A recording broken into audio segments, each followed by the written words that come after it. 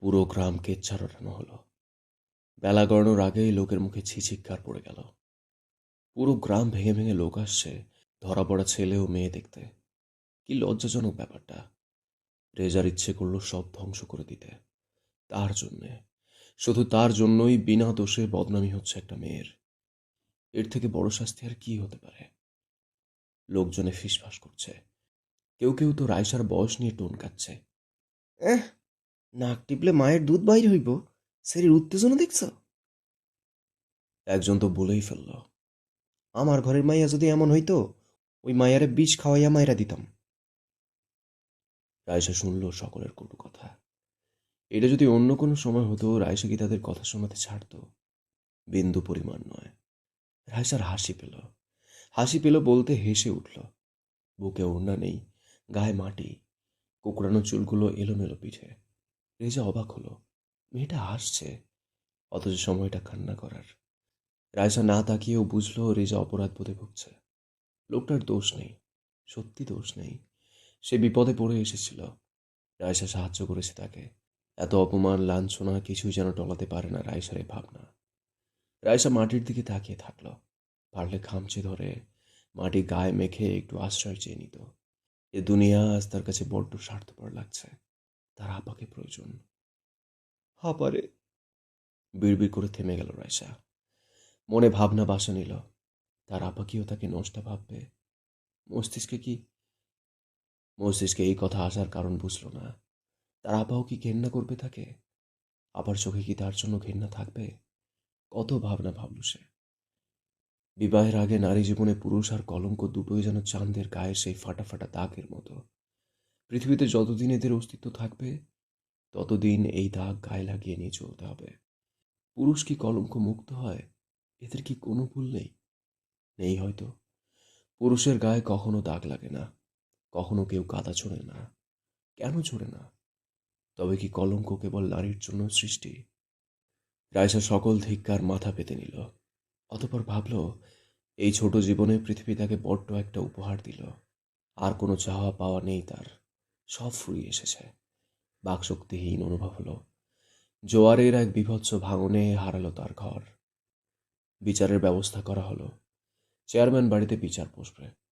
গ্রামের লোক দলে দলে চেয়ারম্যান বাড়ির বাগানে এসে ঘাসের উপর বসল। চেয়ারম্যান এখনো আসেনি। লোকজন এসে তার অপেক্ষা করতে লাগলো। বেলা 2:30। বেঘরে ঘুমাচ্ছে আরাধ্য। ইফরা খাবার এনেছে, প্লেট টেবিলে রেখে ডাকল। ছোট নবাব, উঠুন, চেয়ারম্যান সাহেব ডেকেছেন আপনাকে। আরাধ্য ঘুমের মধ্যে নড়ে চড়ে উঠল। ইফরা গায়ে মৃদু ধাক্কা দিয়ে তাকে আবারও ডাকল। উঠুন। কিছু সময় একইভাবে ডাকার পর আরাধ্যের ঘুম আলগা হলো। ঘুম ঘুম চোখে তাকিয়ে দেখল ইফরাকে। রোজকার মতো আট পৌড়ে শাড়ি পরে মাথায় ঘুমটা টেনেছে মেয়েটা। হাতে একখান তোয়ালে নিয়ে দাঁড়ানো। আরাধ্য হাত বাড়িয়ে তাকে টেনে বসালো পাশে। কিছুটা সরে এসে উবু হয়ে কোলে মাথা রাখল। ইফরা বলল, আহ্লাদ করা হলে উঠে পড়ুন। আব্বাজান ডেকেছেন আপনাকে। বাগানে সালিশি বসেছে আজ, আপনি আমন্ত্রিত। আরাধ্য নাক ঘুষল। মাথাটা হালকা উঁচু করে জিজ্ঞেস করল, কিসের সালিশ? ইফরা জানে না কিসের সালিশ। সে নিশ্চুপ থেকে বোকা মেয়েদের মতো তাকিয়ে থাকল। জানো না? ইফরা মাথা নাড়ালো। হুম। আরাধ্য উঠে বসল। উদাম শরীরের বুক ভর্তি লোমের দিকে তাকিয়ে শুষ্ক ঢোক গিলে নিল ইফরা। আরাধ্য ভ্রু কুচকে তাকিয়ে দেখছে। এক পর্যায়ে ইফরার হাত টেনে নিয়ে নিজের বুকে রাখল। ইফরা চমকালো। আরাধ্য কিছুটা ঝুঁকে তার ললাটে চুমু খেল। ইরা। হুম। আরাধ্য তাকিয়ে থাকলো, কিছু বলে না। রোজই হুম এই উত্তরটুকু তাকে তৃপ্তি দেয়। উঠে দাঁড়ালো। গোসলখানায় গিয়ে ব্রাশ করে চোখ মুখ ধুয়ে এলো। আয়নার সামনে দাঁড়িয়ে নিজেকে দেখছিল। বেশ সুদর্শন সে। নিজেকে নিয়ে গর্ব হয় তার। আর্মিতে থাকাকালীন কত প্রশংসা পেয়েছে। সেসব অতীত। ইফরা একটা পাঞ্জাবি বের করে দিল, কালো রঙের। আরাধ্য নাক কুঁচকে বলে, বিয়ে করতে যাচ্ছি নাকি? পাঞ্জাবি দিয়েছো কেন? বিয়েতেও পাঞ্জাবি পরেননি আপনি? আরাধ্য উদাম গায়ে পারফিউম মারল। জুই জাসমিনের ঘ্রাণ নাকে বাজল ইফরার। চোখ বুঝে ঘ্রাণ শুকছে। আরাধ্য পাশ কাটিয়ে গিয়ে আলমারি থেকে একটা গেঞ্জি বের করে গায়ে চড়ালো। আসছি আমি। খাবার এনেছি, খাবেন না? আরাধ্য ঘড়ি দেখল। এসে খাবো। আমি খাইনি, চলুন একসাথে খাই। এবারে স্তব্ধ আরাধ্য। কিছুটা অবাক চোখে তাকায় ইফরার দিকে। আনমনেই বলে, আমায় ডাকছো তুমি? তুমি ডাকছো? কি হলো, আসুন। হ্যাঁ? ও হ্যাঁ, কি বলছো? ইফরার চেহারায় মৃদু রাগ। আরাধ্য দুহাত জোর করে বলল, ভুল হয়েছে মহারানী, আসুন। দুজন গিয়ে সোফায় বসল। ইফরা এক প্লেট আরাধ্যের দিকে এগিয়ে দিল। আরাধ্য খাবার দেখে নিয়ে চুপ করে থাকলো, নাড়ল না। ইফরা জিজ্ঞেস করল, কিছু প্রয়োজন? আরাধ্য আস্তে করে মাথা ঝাঁকালো। হুম। কি? খাইয়ে দাও। ইফরা চুপচাপ হাত ধুয়ে খাওয়াতে বসলো। ছোট ছোট হাতে বেশ সুন্দর করে ভাত মাখায় মেয়েটা। আরাধ্য তাকিয়ে দেখল। ইফরা এক লোকমা ভাত তুলে আরাধ্যের দিকে ধরতেই আরাধ্য খেলো না। উল্টো ঘুরিয়ে ভাত ইফরার দিকে দিল। ইফরা একবার ভাত আর একবার আরাধ্যকে দেখছে। আরাধ্য বলল, আগে তুমি খাও। যদি খাবারে কিছু মিশিয়ে আমারে বৃন্দাবন পাঠানোর ব্যবস্থা করো। এমনিতেই আজকাল তোমায় আমার সন্দেহ লাগে। ইফরা দীর্ঘশ্বাস ফেলল। বিনা বাক্যে ভাত মুখে নিয়ে চিবোতে শুরু করলো। আরাধ্য তৃপ্তি নিয়ে মেয়েটার খাওয়া দেখছিল। এক পর্যায়ে বলল, তোমায় বড্ড অচেনা লাগছে ইরা। ইফরা মলিন হাসল। চিবনো ভাত গিলে নিয়ে আবারও ভাত মাখিয়ে আরাধ্যের দিকে ধরল। আরাধ্য ভাত মুখে নিল। আপনি কি আমায় পুরোটা চিনেন, ছোট নবাব? চিনি না বলছো? হুম। ইফরা মাথা নিচু করে ভাত মাখাতে মাখাতে বলল, আপনি সব সময় আমার পিছু নিয়েছেন, আমায় ভয় পাইয়েছেন, সব সময় জোর করে বিরোধ করছেন। তো এখন কি করছি না বলছো? হুম। তবে? ইফরা আরেক লোকমা ভাত এগিয়ে দিল। ইসলামে উল্লেখযোগ্য নিয়ম পালন করছি। আপনি স্বামী আমার, আপনার খেদমত করা আমার কর্তব্য। শুধুই কর্তব্য? ইফরা মৃদু হাসল। খাবারের প্লেটের দিকে এক দৃষ্টে তাকিয়ে থেকেই বলল, আপনি ভরসা আমার, এতটুকুই। বলতে পারেন এই যে বিষাক্ত সমাজের মাঝের এক শক্ত খুঁটি আপনি, যার আশ্রয়ে আপাতত নিজেকে বাঁচিয়ে বেঁচে আছি। আমার জীবনে ভালোবাসার মানুষ খুব কম সংখ্যক হলেও ভরসার মানুষ আপনি একজন। আমি ভরসা? ইফরা আস্তে জবাব করল, হুম, আপনি ভরসা। আপাতত আপনি ব্যতীত আমার ভরসার কেউ নেই। সবাই আমায় ঠকিয়েছে, জানেন। বিস্ময়ে চোখ বড় করে তাকালো আরাধ্য। ইফরাকে আবেগপ্রবণ দেখাচ্ছে। মেয়েটা এমন নয়, ভীতু, তবে দুর্বল নয়। আরাধ্য বসা অবস্থায় কিছুটা এগিয়ে এলো। ইফরার হাতের প্লেট টেবিলে রেখে নিজের হাতের মুঠোয় তার বাম হাত রাখল। আরাধ্য খানিক সময় তাকিয়ে থাকলো। তারপর নরম স্বরে বলল, কিছু হয়েছে তোমার? ইফরা মুখ লুকালো আরাধ্যের বুকে। চোখ হতে পানি পড়ছে। আরাধ্য মাথায় হাত রেখে ডাকল, ইরা। আমায় আজকাল কেন বুঝে উঠছেন না আপনি, ছোট নবাব? আমি বড্ড দুর্বল হয়ে পড়েছি। নিজের অবস্থা নড়বড়ে মনে হচ্ছে আমার। আমায় আগলে নিন, ছোট নবাব। আরাধ্য শক্ত করে জড়িয়ে নিল। এটো হাতে ইফরা খামচে ধরে আরাধ্যের বুকের কাপড়। ডুকরে উঠল। আরাধ্য কিছু সময় তাকে বুকে রেখে শান্ত স্বরে বলে, কেঁদো না ইরা। তোমার চোখের ঝরা বিন্দু পানির দৃঢ়তা ঠিক এতটাই প্রখর, যা অচিরেই ক্ষত করছে আমার বক্ষপিঞ্জর। ইফরা নিশ্চুপ আরাধ্যের বুকে। আরাধ্য তার চুলে হাত বুলায়। কয়েকবার খোপা চুলে বিলি কাটল। রাজার অবর্তমানে রানীর দায়িত্ব হয় পুরো সাম্রাজ্য পরিচালনা করার। আর তুমি কিনা অবস্থা নড়বড় বলে কেঁদে ভাসাচ্ছ মেয়ে। আমার সম্রাজ্ঞী তুমি, আমার রানী। আর রানী কখনো অবস্থানের ভয়ে মরে না। সাহসী হও ইরা। পারছি না। শিখবে কবে? আজ আমি আছি, কাল না থাকলে তবে ভেঙে পড়বে তুমি। কান্না থামল। ইফরা দ্রুত সরে এসে বসল। আর্থের চোখের দিকে কিছু সময় তাকিয়ে থাকল। আর্থ হাসল। বড্ড কোমলমতি তুমি মেয়ে। তবে ছোট হৃদয়ের চঞ্চলতা লুকিয়ে বাঁচতে চাইছ। প্রয়োজন নেই। তুমি স্বাধীনীরা। মাথার উপরের এই বিশাল আকাশ চড়ে বেড়ানোর স্বাধীনতা তোমায় দেয়া হলো। চড়ে বেড়াও এই ধরনের বুকে, উড়ে যাও ওই নীল আকাশের উদ্দেশ্যে। তবে মনে রেখো, কেউ একজন তোমার প্রতীক্ষায়। ইফরা গভীর দৃষ্টিতে তাকে পর্যবেক্ষণ করলো আরাতের অভিব্যক্তি। চোখে চোখ রেখে বলল, আমার প্রতি এত বিশ্বাস রাখবেন না। আরাধ্য উচ্চ শব্দে হেসে ফেলল। বিশ্বাসেই মেলায় বস্তু, তর্কে বহুদূর। বিশ্বাস হয়ে ঠকলে নিশ্চয়ই আমি দায়ী নই। তুমি ঠকাবে আমায়, ইরা? আরাধ্য চাতকের নয় অপেক্ষা করছে উত্তরের। ইফরা কিছু না বলে মুচকি হাসলো শুধু। এটাও হাতে প্লেট ধুয়ে পানি এগিয়ে দিল আরাধ্যের দিকে। আপনাকে ঠকালে অবশ্যই প্রাণের মায়া ত্যাগ করতে হবে ছোট নবাব। আরাধ্য মুচকি হাসল। ধীরে ধীরে আরও কিছুটা প্রশস্ত হলো সেই হাসি। ঘড়ির কাঁটার শব্দ হলো বিকাল 3টে। আপাতত দুজনের কথা ইতি টানল। ইফরা আরও একটা গেঞ্জি এনে দিল। আরাধ্য তা গায়ে জড়িয়ে বেরিয়ে গেল। সালিশি বসেছে। দুটো কাঠের চেয়ার এনে বসানো হয়েছে বাগানের দিকটায়। একটায় চেয়ারম্যান এসে বসেছে অনেকক্ষণ, অপরটা আরাধ্যের জন্য অপেক্ষা করছে। সকলের অপেক্ষার অবসান ঘটিয়ে আরাধ্য এলো। চেয়ারম্যান একবার তার অগোছালো ছেলের দিকে তাকিয়ে নাক সিটকায়। চুল দাড়িতে বেপরোয়া লাগছে। চেয়ারম্যানের ভাষায় এক কথায় জঙ্গলি। আরাধ্য রিল্যাক্সে বসেছে। সে শুধু কথা শুনবে। বিচার পছন্দ না হলে শেষে নিজে একখান মদ দিয়ে কেটে পড়বে। বরাবরই তাই হয়, তবে আজ কি ঘটবে সে কি জানে। বিচার কার্যক্রম শুরু হলো। চেয়ারম্যান সাহেব সকলের উদ্দেশ্যে জানতে চাইলেন আজকের মুখ্য বিষয় কি। প্রথমে এক বৃদ্ধা উঠে দাঁড়ালেন। সবার উদ্দেশ্যে সালাম দিয়ে বললেন, আজ এই সকালে মাইয়ার পোলা কুকাম করতে গিয়ে ধরা খাইছে চেয়ারম্যান সাহেব। আমরা হক করে সাক্ষী, লগে মাতব্বর সাহেবও আসিল। চেয়ারম্যান তাকালেন মাতব্বরের দিকে। মাতব্বর চোখ দিয়ে আশ্বস্ত করলেন। অতঃপর চেয়ারম্যান আবার জিজ্ঞেস করলেন, ছেলে মেয়ে কোথায়?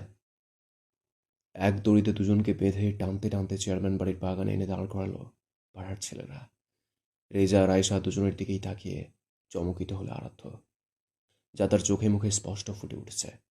চেয়ারম্যান নিজেও অবাক হয়েছেন, তবুও ভাবলেশ ভাবেই বললেন, কে কে দেখেছে তাদের খারাপ কাজে লিপ্ত হতে? এক মহিলা শাড়ির আঁচল টেনে এগিয়ে এলো। মাথাটা মাটির দিকে নিচু রেখে বলল, আমি দেখছি হুজুর, আমি দেখছি ইসমাইলের মাইয়ার ঘর থেকে এই পোলা বাইর হইছে। মাইয়া নিজে বাহির করছে। তার থেকেও বড় কথা, পোলা মাইয়া দুজনেই খারাপ কামের চিহ্ন নিজের শরীরে বহন করতেছে। উপস্থিত সকলেই মনোযোগ দিয়ে শুনল সব। জোহরা বেগম শাড়ির আঁচলে মুখ লুকিয়ে কাঁদছেন। সমাজের সামনে নিজের কোনো মতামত নেই। ইসমাইল শেখ শান্ত হয়ে শেষ ফলাফলের অপেক্ষায়। চেয়ারম্যান নীরব থেকে সব শুনে বললেন, তাদের পাপ কাজে লিপ্ত হতে কেউ দেখেছে? উপস্থিত সকলেই নিশ্চুপ। এ কাজে কেউ তাদের দেখেনি। তবুও মহিলা নিজেকে ঠিক রাখতে বলল, আমি মাইয়ারে ঘর থেকে টাইনা আনবার সময় মায়ের বিছানায় রক্ত দেখছি। রায়সার শরীর ঝাঁকুনি দিয়ে উঠল। নিজের প্রতি ঘৃণা হতে শুরু করেছে তার। ভালো হয়েছে তার আপা নেই। আপা থাকলে নিশ্চয়ই এসব শুনে রায়সাকে ভীষণ খারাপ ভাবত। রক্তের কথায় মুখ খুলল আরাধ্য। রক্ত দেখেই আপনি নিশ্চিত তারা পাপাচার করেছে? মহিলা বলল, সুবান পোলা মাইয়া রাতে এক ঘরে আসিল, তারপর বিছানায় রক্ত। তাইলে কেন মানমু না তারা কুকাম করছে? শুধু কি কুকামেই রক্ত পড়ে? হাত কাটলে তাহলে কি পানি বের হয়? মহিলা ভড়কালেন। আরো দুবার রেজার দিকে তাকিয়ে প্রশ্ন করল, রুদ্রনীল, তুমি রাতের আধারে শেখ বাড়িতে কেন গিয়েছিলে? তবু এই মেয়ের ঘরে যথাযথ কোনো কারণ বলতে পারবে? রেজা মাথা নিচু রেখে বলল, দক্ষিণ পাড়ার লোকের আক্রমণ হতে বাঁচতে আমি, ইরফাদ আর আরও দুজন সহকর্মী প্রাণ বাঁচাতে ছোটাছুটি করছিলাম ছোট নবাব। এক পর্যায়ে আমি আর ইরফাদ পড়ে গিয়ে আহত হই। রাতের আধারে নিজেদের বাঁচাতে চারজন চারদিকে ভাগ হয়েছি। উপায় না পেয়ে প্রথমে মাতব্বর বাড়ির দরজায় দাঁড়িয়ে সাহায্য চাইলে কেউ দরজা খোলেনি। তখনই আমি সাহায্য নিতে শেখ বাড়িতে গিয়েছি। তবে দুটো ঘরে কে কোথায় ছিল জানা নেই আমার। এক দরজা ধাক্কাতে রায়সা দরজা খুলেছে। আমি শুধু প্রাণ বাঁচাতে আশ্রয় নিয়েছি।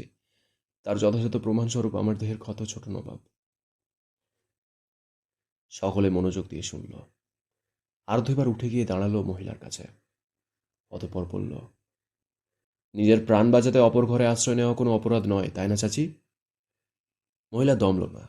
আর্থকে পাশ কাটিয়ে চেয়ারম্যানের উদ্দেশ্যে বলল, সে আশ্রয় নিয়েছে, তাহলে ছেলে মেয়ে দুজনের গলায় কামড়ের দাগ কেন হুজুর জিজ্ঞেস করেন? আর্ধ সঙ্গে সঙ্গে উত্তর দিল, কামড়াকামড়ি করেছে তাই হয়েছে। এই প্রশ্নের আবার উত্তর প্রয়োজন নেই। এবারে মুখ খুলল মাতব্বর। ভরা মহলে উঠে দাঁড়িয়ে বলল, মাফ করবেন ছোট নবাব, রেজা আপনার সঙ্গী, এইটা আমরা হক বলে জানি, তাই তারে না বাঁচাইয়া নিরপেক্ষ বিচার করেন। মহিলা চেঁচিয়ে উঠলেন, পোলা মাইয়া নষ্টামি করেছে। এই মাইয়া একটা বেশ্যা। এই বেশ্যার তার পরিবারে আমাগো সমাজের আহন যাইব না চেয়ারম্যান সাহেব। আরত কান চুলকাতে চুলকাতে আবারও চেয়ারে গিয়ে বসল। এবার আরও একজন পুরুষ দাঁড়িয়ে বলল, কথা সত্য চেয়ারম্যান সাহেব, এইসব নোংরামি আমাকে সমাজে রাখা যাইতো না।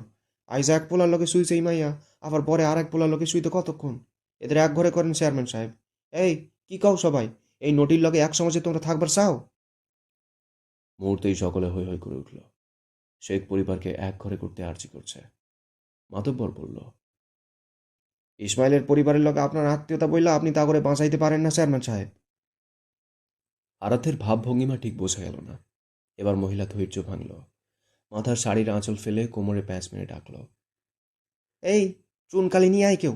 এই নদীতে চুনকালি দিয়ে চুল কাটাতে হইব। রেজার রাগে শরীর চলছে। মহিলা হাতে কালি নিয়ে রায়সার দিকে যাচ্ছে। পাশ হতে এক বৃদ্ধা বললেন, ভালো করে ঘুইসা ঘুইসা কালিলা হয় দেখি এই কলঙ্কিনি রে। যৌবন জ্বালা এক করে দমাইয়া দাও। মহিলা রায়সার কাছে এসে দাঁড়ালো। তবে কালি লাগানোর আগেই রেজা গর্জে উঠল, ওরা কেউ ছুঁয়েও দেখবেন না, কালি লাগানো তো দূর। রায়সার হৃদযন্ত্র স্তব্ধ হয়ে গেল। সে পূর্ণ দৃষ্টিতে রেজাকে দেখছে। পরিবেশ শান্ত হয়েছে কিছুটা, তবে কই থেকে জানি একটা আওয়াজ আসলো। হুম, দেখছো কারবার, লাঙ্গের দরদের শেষ নাই। তারপরেও কে কইব এরা কুকাম করে নাই? আল্লাহ জানে পেট বাজাইছে কিনা। আগেও মনে হয় গেছে। ছি ছি, এই মাইয়ার দায়িত্ব কে লইব? নষ্টা কলঙ্কিনী। রেজা শুনল কথাগুলো, তারপর বুক ভরে কয়েকবার নিঃশ্বাস টেনে পড়ল, সে কলঙ্কিত। আমি করেছি, আমি ছুঁয়েছি, আমার জন্য দাগ লেগেছে, তাই তো? আমায় দিয়ে দেন তাহলে, আপনাদের তার দায় নিতে হবে না। পুরো এক সমাজ মানুষ আবারও নিশ্চুপ হয়ে যায়। আর তো চেয়ারে বসে পা দুলাচ্ছে। রেজা আবারও আকুতি করে বলে, দেন না ছোট নবাব, এই পাজি মেয়েটারে আমারে দেন। আমি বিবাহ করব। তবু এই সমাজের অসম্মান আমার মানতে কষ্ট হচ্ছে। আমি তার সব দায়িত্ব নিব। আমি আর্জি করছি, দেন না। রেজা থামল। আর তো তখনও কথা বলে না। রেজা আবারও বলল, সে নষ্টা নয় ছোট নবাব, সে পবিত্র, আমার কাছে পবিত্র। পাজি মেয়ে, তুমি পবিত্র। আপনি একবার অনুমতি দেন ছোট নবাব, আমি সমাজের মুখে থুতু ছুঁড়ে তাকে ঘরে তুলব। চেয়ারম্যান আরাধ্যের দিকে তাকিয়ে উত্তরে আশা করল, তবে আরাধ্য কিছুই বলছে না। এদিকে উত্তেজিত জনতাও উত্তরে অপেক্ষা করছে। চেয়ারম্যান নীরবতা ভাঙলেন। ছেলে যখন মেয়েকে বিবাহ করতে রাজি, এখানে আমি বিরোধের কোনো কারণ দেখছি না। এখন আপনারা বলুন, এই সিদ্ধান্তে আপনাদের আপত্তি আছে কি না? সকলে ফিসফিস করছে, একে অপরের সাথে পরামর্শ করতে শুরু করলো। বেশ অনেকক্ষণ সময় কাটলো একইভাবে। সকলের মাঝেই মাতব্বর চট করে বলে ওঠে, পোলা মাইয়া যেহেতু পাপে লিপ্ত হয়েছে, আবার বিবাহ করতেও সম্মতি দিয়েছে, তাহলে আমাদের আর কোনো কিন্তু থাকে না চেয়ারম্যান সাহেব। আমরাও চাই বিবাহ হোক। চেয়ারম্যান স্থির চোখে তাকিয়ে সালিসের প্রতিটি মুখ পর্যবেক্ষণ করে বলল, বেশ, তবে তাই হোক। ছেলে মেয়ের বিবাহের আয়োজন হোক। মৌলবীকে কেউ খবর দেন। একজন ছেলেকে পাঠানো হলো মৌলবী ডাকতে। আর্ধ উঠে দাঁড়ালো। রেজা রাইসার কাছে গিয়ে দড়ি খুলে দিল। রাইসার বুকে ওড়না নেই, বিশ্রী লাগছিল দেখতে। আর্ধ সবার থেকে মেয়েটাকে সরিয়ে নিল। তারপর বলল, বিচার শেষ হোক, গ্রামের কয়েকজন মুরব্বী থাকুক, বিবাহ মীরবাড়ির অন্তরে হবে, বাকিরা ফিরে যান। আর্ধ রাইসাকে নিয়ে চলে গেল। জোহরা বেগম এসে পা জড়িয়ে নিল চেয়ারম্যানের। চেয়ারম্যান দ্রুত সহিত উঠে দাঁড়িয়ে বলল, পা ছাড়ো জহুরা, ভুল ছেলে মেয়ে করেছে, তুমি নও, তাই নিজেকে ছোট করো না। বিচার ভাঙল। রেজার সাথে দুজন ছেলে রাখা হলো। চেয়ারম্যান হেঁটে বাড়ির দিকে চলে গেলেন। প্রায় সন্ধ্যা নাগাদ লাল একখান শাড়ি এনে ইফরার হাতে ধরিয়ে দিল আরাধ্য। ইফরা অবাক চোখে তাকিয়ে দেখছে লোকটাকে। আরাধ্য ভাবলেশীন। সালিশি থেকে এসে দেখাও করেনি ইফরার সাথে। রেনুর মা এসে বলে গিয়েছে আজ নাকি তারে ঘর থেকে বেরোনো নিষেধ। কেন? কারণ জিজ্ঞেস করলে রেনুর মা মাথা নেড়ে জানায় সে জানে না, তবে ছোট নবাবের হুকুম। আরাধ্য গায়ের গেঞ্জি খুলে দুপুরে ইফরার বের করা পাঞ্জাবি গায়ে জড়িয়ে নিল। আরও এক দফা চমকালো ইফরা। শাড়িটা হাতে নিয়েই আরাধ্যের কাছে এসে দাঁড়ালো। কোথায় যাচ্ছেন? আরাধ্য চুপচাপ তাকিয়ে থেকে দেখল, তারপর পাশ কাটিয়ে চলে গেল। ইফরা রাগ লাগলো। কেন লাগলো জানা নেই। আরাধ্য দরজা পেরিয়ে যাবে, বের হবার আগে বেশ গম্ভীর গলায় বলায়, শাড়িটা পরে নিচে এসো। আরাধ্য চলে গেল। ইফরা তার যাওয়ার পানে শান্ত দৃষ্টিতে চেয়ে থেকে শাড়িটা দেখল। লাল রঙের উপর সোনালি সুতোর কাজ, বেশ সুন্দর। শাড়িখান গায়ের উপর রেখে আয়নায় নিজেকে দেখল একবার। ফর্সা গরনে লাল বরাবরই মানায়। ইফরা শাড়ি পরে নিল, চুলে চিরুনি করে ঢিলে ঢালা একটা হাত খোপা করল, চোখে কাজল পড়ল, আলমারি হতে হালকা পাতলা কিছু গহনা বের করে পরে নিল। তারপর আবার নিজেকে দেখল। আজকাল নিজেকে সাজাতে ভালো লাগে তার, মানুষটার জন্য সাজাতে ভালো লাগে। ওই যে অগোছালো এলোমেলো কিছু লোকটার পছন্দ নয়, তাই হয়তো সাজে। দরজায় কড়া পড়ল, ডাক পড়েছে হয়তো। ইফরা শাড়ির আঁচল মাথায় টানল। দরজা খুলতেই এক বাচ্চা মেয়ে বলল, বৌলালি, বৌলালি, সবাই ডাকছে আপনাকে। মেয়েটা রাত ভাঙা কথাগুলোতে ইফরা ফিক করে হেসে দিল। বেশ সুন্দর মেয়েটা, গায়ের রং উজ্জ্বল শ্যামলা। ইফরা মেয়েটার গাল টেনে জিজ্ঞেস করে, কি নাম মামুনি? তানিয়া। বাচ্চা মেয়েটা দৌড়ে চলে গেল। ইফরা তার যাওয়ার দিকে তাকিয়ে হাঁটা ধরল। সিঁড়ির কাছে এলো। অন্দরমহলে শোরগোল বসেছে, গ্রামের মুরব্বীরা বসা। ইফরা এক এক করে সিঁড়ি বেয়ে নামছে। সে এক দৃষ্টে তাকিয়ে লোকগুলোকে দেখছে। চেয়ারম্যান বসা, অরুণিমা বসা। ইফরা অবাক হয়। তার অবাকের কারণ চেয়ারম্যান অরুণিমা নয়, তার অবাকের কারণ রাইসা। রাইসার সাজসজ্জা, লাল টুকটুকে শাড়িতে বউ সেজেছে রাইসা। ভাবনায় মাথায় ইফরার কাপড় পরেছে অনেকক্ষণ, আলগা হয়েছে চুলগুলো। মনোযোগী না হয়ে এক এক করে সিঁড়ি পেরিয়ে সেই সিঁড়িতে দাঁড়িয়ে সে। আরাধু কাজে নিয়ে এলো। তাকে নিয়ে বসানো হলো রেজা রাইসার সামনে। এতক্ষণে অরুণিমা দেখল ইফরাকে। বসা ছেড়ে উঠে এসে ইফরাকে ডাকল, বৌরানি, বৌরানি। ইফরা দৃষ্টি সরিয়ে তাকালো। অরুণিমা হাত বাড়িয়ে ইফরার হাত টেনে অন্দরমহলে নিয়ে এলো। কাজী সাহেব বিয়ের কাজ শুরু করেছেন, কাবিননামা লিখছেন। দেনমোহর লেখার সময় আশেপাশে তাকিয়ে নিশ্চুপ থাকলেন। আর্ত জিজ্ঞেস করল, থামছেন কেন? কাজী সাহেব শুষ্ক ঢোক গিললেন। তারপর আরও একবার আশেপাশে দেখে নিয়ে বললেন, দেনমোহর বাঁধতে হবে ছোট নবাব। তো বাঁধেন, কে আটকাইছে? কাজী সাহেব বললেন, মানে ছোট নবাব, কত বাঁধবো? আর্ত রেজার দিকে তাকালো, কি ভাই, কত বাঁধার হুকুম দিতে চান বলেন? রেজা অপরাধের চোখে তাকালো। আর্ত তার অনুমতির আশা না করেই বলল, 50,000 বাঁধেন কাজী সাহেব। পাশ থেকে কে জানি বলল, এত কম দেন মোর কেন, আরও বাঁধেন। আর্তের ঠান্ডা মাথা চটে যাচ্ছিল, তখনই এক চিকন কণ্ঠের উত্তর এলো, দেনমোহর লাখ লাখ বাঁধলেই তো হবে না, পরিশোধের একটা ব্যাপার আছে। এইখানে ব্যবসা করা হবে না। কাজী সাহেব, 25,000 বাঁধেন। উপস্থিত সকলে নিশ্চুপ। আর্থ মাথা উঁচু করে একবার বউকে দেখে নিল। পুরো রানী লাগছে, গলায় এক গাম্ভীর্য। কাজী সাহেব দেনমোহর লিখল। বিয়ে পড়ানো শুরু হলো। এক পর্যায়ে কাজী সাহেব রেজার দিকে তাকালেন। তাকে কবুল বলতে বলা হলো। রেজা মাথা নিচু রেখে কবুল বলল। সাথে সাথে সকলে আলহামদুলিল্লাহ পড়ল। এবার রায়সার পালা।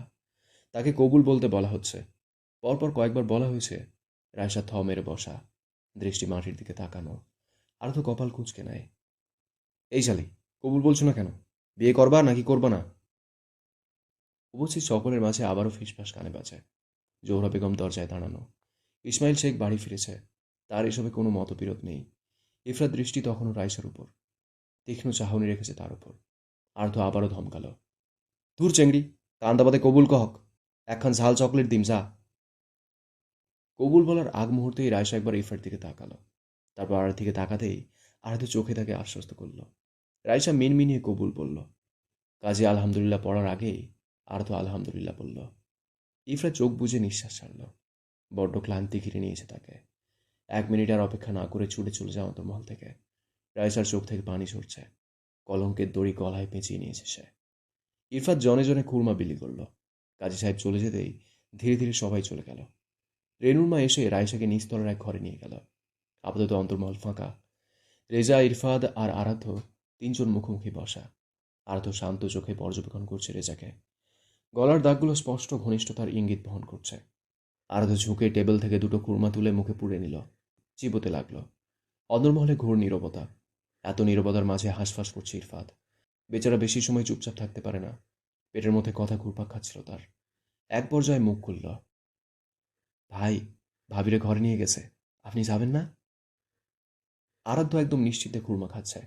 আশেপাশের কিছুতেই তার খেয়াল নেই। তার ভাবটা এমন যেন কিছুই হয়নি। এটাই তো রেজার ভয়। আরাধ্য কথা বললে, বকা দিলে, রাগ দেখালে রেজার শান্তি লাগে, বড্ড তৃপ্তি লাগে। অথচ আরাধ্য কথা বলছে না। রেজার সহ্য হচ্ছে না। দ্রুত উঠে গিয়ে পা জোড়া আঁকড়ে ধরে আরাধ্যের। আরাধ্য একটু অবাক হলো না। একটু নড়ল না অব্দি। রেজার চোখের পানি আরাধ্যের পায়ে পড়ছে।